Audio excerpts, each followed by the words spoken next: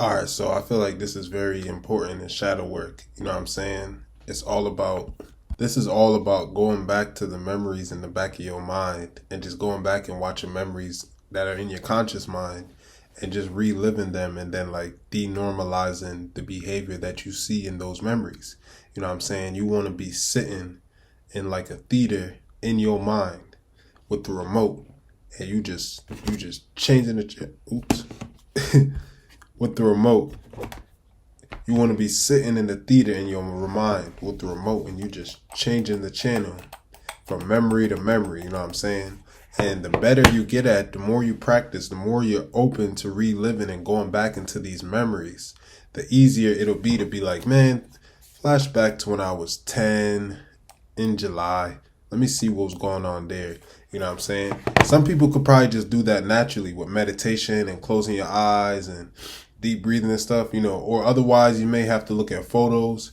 You may have to have people tell you about the day and like take notes and stuff. There's many different methodologies you may take, but the more you practice at it, the easier it'll become. You know, trust me, because I'm somebody who definitely blocked out most of my childhood memories to protect myself, which is something that we do naturally. And I'm sure you've probably done the same. So you got to go back and watch this stuff. And sometimes it's not even just for healing.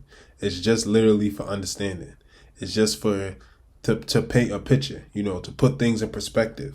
And then most times it is for healing because in order for you to heal, you got to remember what happened. And then in order for you to correct the behavior, you got to understand where the behavior started or where you learned that behavior. You know what I'm saying? And you got to be open to that, to like accepting that certain things happen or be open to accepting that certain things weren't okay. So then you can begin to reverse the negative programming that it has affected you. You know what I'm saying? So the goal is to get as detailed as possible. You want to try to replay the memory in your mind and relive exactly what happened. If you could get as detailed in your meditation, I don't know how good of a meditator you are, or if you be astral traveling or whatever. If you can get as detailed where it's like this book would be in there, and you can rub on the book and kind of feel it. If you could get that detailed, go ahead, but get as detailed as possible. You know what I'm saying? Watch the movie The Butterfly Effect to kind of paint a picture and gain an understanding of what I'm talking about. And there is a science to trying to change your memories, and that helps you with healing and helps you change your reality. But that's not what that's not what this video is about. This is just going back and watching and seeing what the fuck was going on. You know what I'm saying? Then when you're done watching, what you want to do is start watching what the fuck the other characters was doing. So you see what was going on with you and stuff. Now you want to start going back to your aunt and uncle house. Now you want to start going back to your grandma house. You want to see what your cousins was doing. You want to see how your aunt and uncle was talking to each other. Especially now that you're an adult.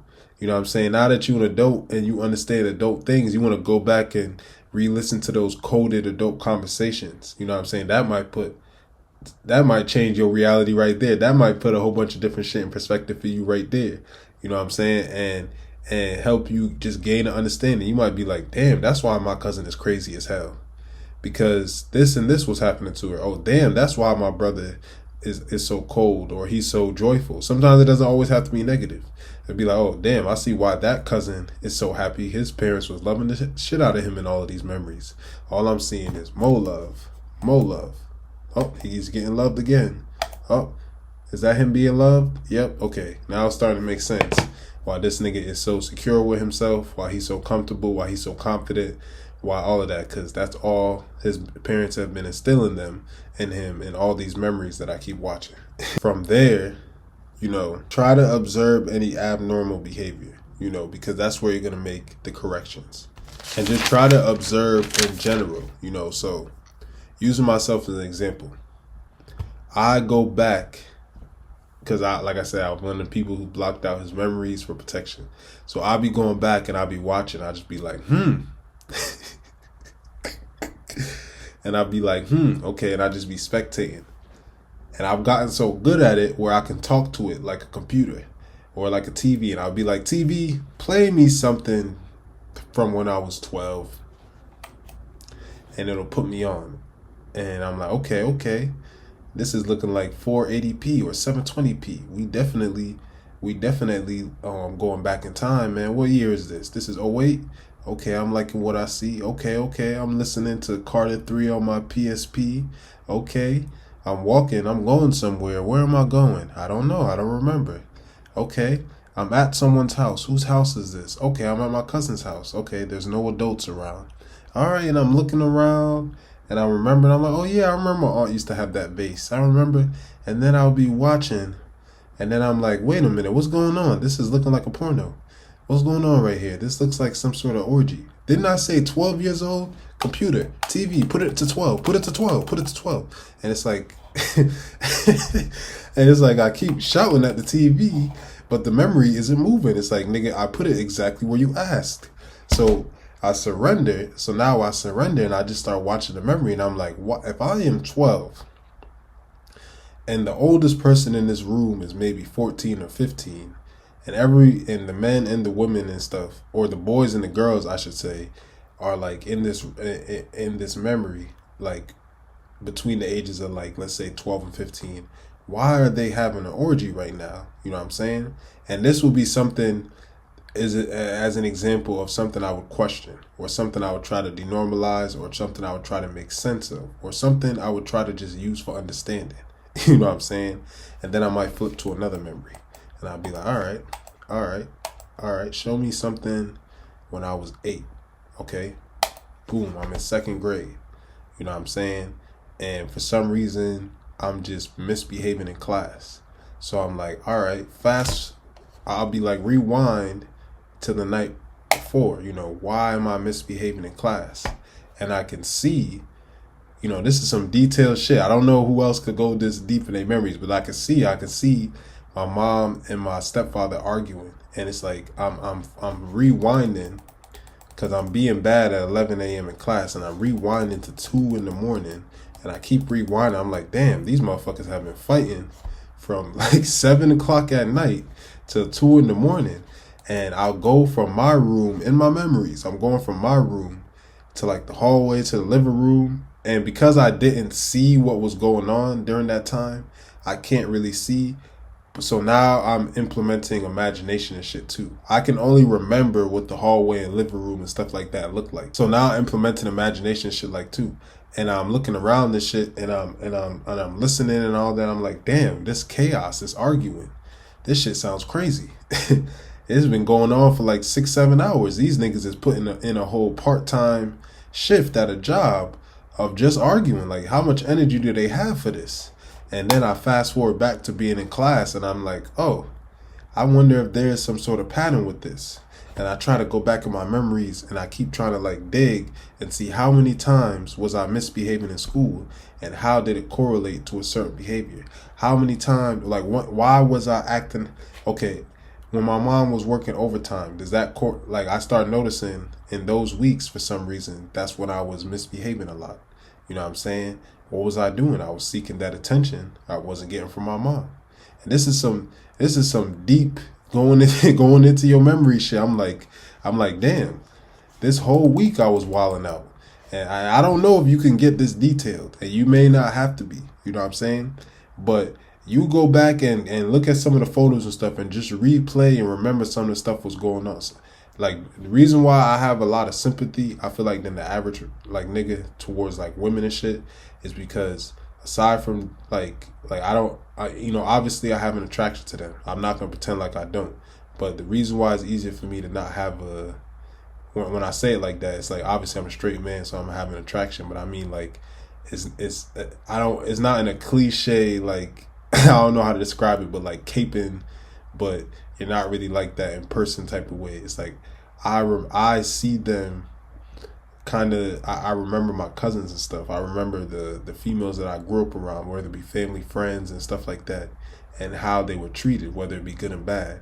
And then it kind of gives me an understanding. I'm like, damn. I'll be watching a memory and I'm seeing, like, let's say my cousin's name is Tanae or something. Well, that actually have a cousin name like that. Let's say my cousin's name is Trisha or something like that. And I'm looking at it and I'm like, damn, they beating the shit out of Trisha. And they just calling her all types of darky and black bitch and all this. I'm like, damn, what did Trisha do? So I grabbed the remote and I'm rewinding and I'm rewinding. I'm like, what did Trisha do to get that beating? And it's like she got shorts on. But I'm like, damn, she's in her house. And it's not like they see-through shorts or nothing. They just shorts. And I'm just watching her get the shit beat out of her for having shorts on. And I start to question, now I'm done watching the memory of whatever the fuck I was doing. I start to question, like, damn, what type of effect did that have on Trisha? No wonder Trisha is crazy as hell. And then I start to think, like, how many other people are like Trisha? Then I start to think, like, how many other people was going through what Trisha was going through? Like, when I go on TikTok, there's all these people together and be like, look at how we had the same parental experiences. You know what I'm saying? So it's like I start to say how many other people is like Trisha. And that just gives me understanding of other people's situations. That just opens up my heart immediately to all the other people who could have been like Trisha and were like Trisha. So now when I'm dealing with somebody and they have a short fuse or they're a little angry or they're a little on the edge, I start to say, they could have been like my cousin Trisha, who was just getting the shit beat out of them for wearing shorts in their own house. And I just keep going back in my memories. I try to find anything that's not normal. I try to find things that's like crazy, and I try to correlate to how that can have effect on me today, because I got to take the accountability and say this shit is still affecting me. I talk about these different things all the time, but it's like one of the key things with me is that being tall is that I feel like a lot of people used to just forget my age. Even though they can recognize I was a kid, I think they just, especially being a boy, it's like, or they just couldn't understand that certain things a boy is just too young to do. You know what I'm saying? So a lot of the things that they would be pressuring me or telling me to do, it just wasn't adding up. And I can definitely see how a direct correlation and how that negatively affected me. It still negatively affects me now. And this is all from just going back into my memories.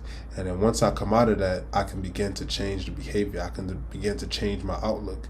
I could begin to shift directions and stuff. You know what I'm saying? I feel like I'm one of the only niggas, whether it be man or a woman, who don't hate like sex workers and don't hate single moms and stuff like that.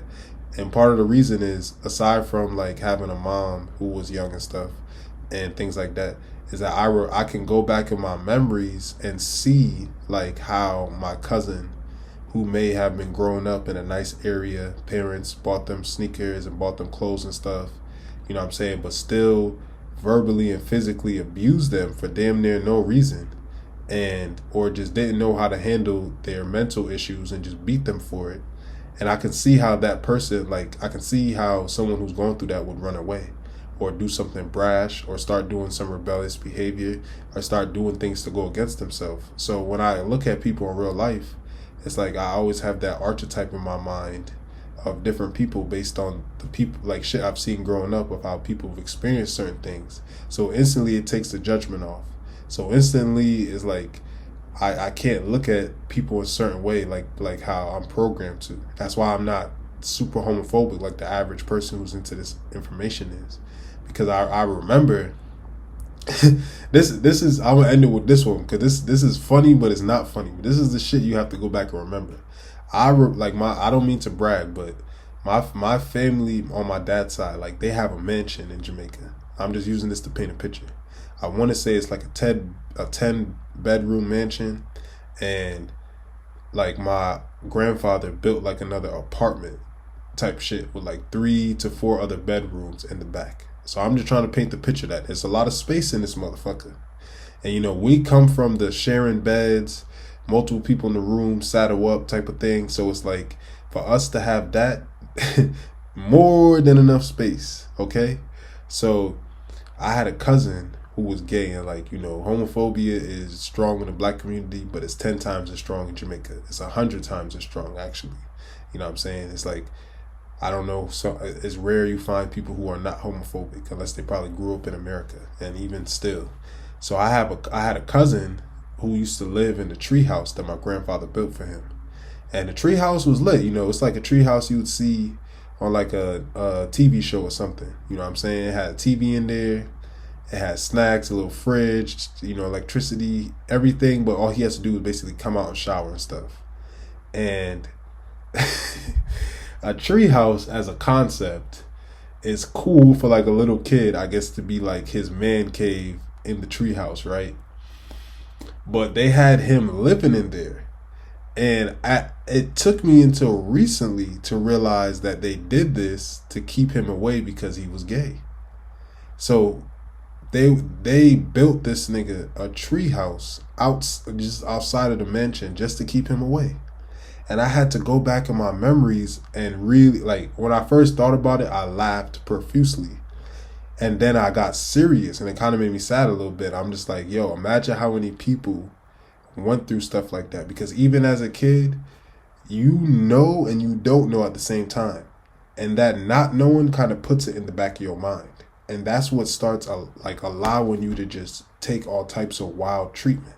You know what I'm saying? Because if the house is 10 bedrooms plus and y'all niggas have to build me a tree house just to keep me away like I'm a dog, like imagine how that, I be imagining how that be affecting. And it's like, damn, my heart goes out to him. When you start saying stuff like that, it's like when your heart start opening up to understanding like what other people have gone through and shit.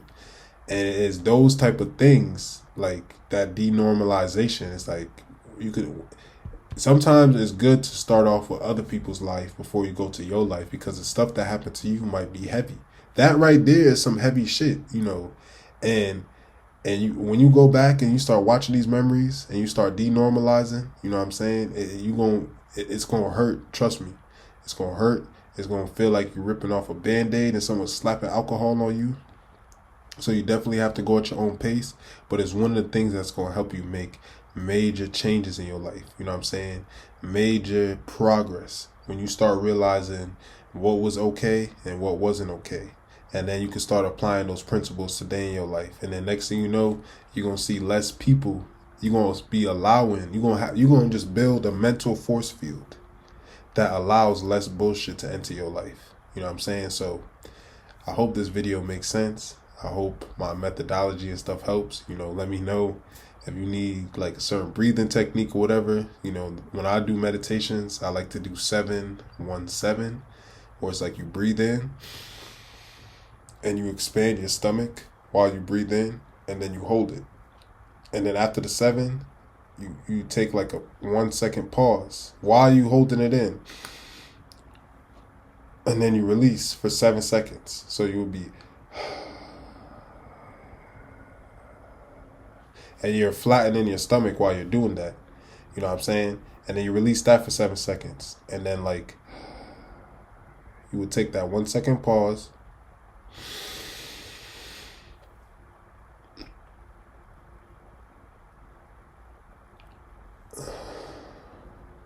That's a good way to get into, I think it's theta mode. Yeah, that's a good way to get into theta mode. If it's not theta mode, I'm going to list what mode it is. And go with the intentions and try to, like, you know, I'm trying to go back in my mind, trying to remember. Use pictures, use stories, use songs. Use a song from 2004 if you're trying to remember some shit from 2004. And get specific, because you can look up when that song came out. It might have came out in December. It might have came out in May. And use any methodology you need. Go back and watch movies. Watch my video on accessing your child self. You know, go back and do the things you used to like around these times, just to try to help you bring up the memories. You know what I'm saying? First thing, put out the intention is that you're open to learning and correcting this type of behavior, no matter what type of pain and stuff comes with it, because you understand that you got to go through that fire to get through the triumph that start to correct the behavior. You know, so hope this video helps. Like, comment, subscribe. Let me know if you need more methodology, if you want another video on like how you can get that movie theater in your mind. Yeah, peace.